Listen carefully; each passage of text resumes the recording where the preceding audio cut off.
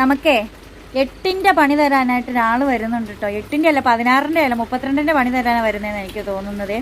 കാണിച്ചു തരാം കേട്ടോ. അയാളെ പരമാവധി അകറ്റാനായിട്ട് വേറൊരാൾ ശ്രമിക്കുന്നുണ്ട്. മടുത്ത് കാണും, അതുകൊണ്ടായിരിക്കും.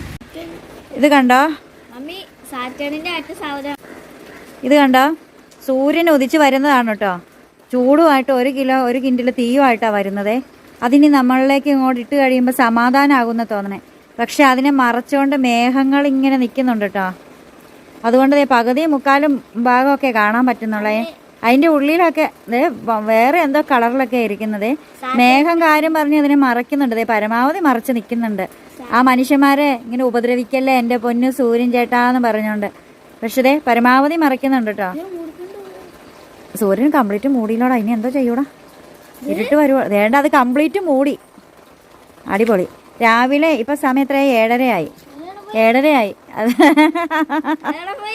ആണ്ട സൂര്യനെ തട്ടിക്കൊണ്ട് പോയി ഒരു കിഡ്നാപ്പിങ് നമ്മുടെ കൺമുന്നിൽ വെച്ച് നടന്നിട്ടുണ്ട്. എല്ലാവരും കണ്ടിട്ടുണ്ടാക്കുമെന്ന് വിശ്വസിക്കുന്നു. കിഡ്നാപ്പ് ചെയ്തോണ്ട് പോയി. ഇനി അയ്യോ ഇപ്പൊ തന്നെ രാത്രി അവിടെ വേഗം പോയി കിടന്ന് ഉറങ്ങാം. അല്ലല്ലോ, അത് എവിടെ പോയടാ? കിഡ്നാപ്പിങ്. അയ്യോ കിഡ്നാപ്പിങ്. ഞങ്ങൾക്ക് ഈ രക്തത്തിന് പങ്കില്ല. ഞങ്ങളൊന്നും അറിഞ്ഞിട്ടുമില്ല, കേട്ടിട്ടുമില്ല.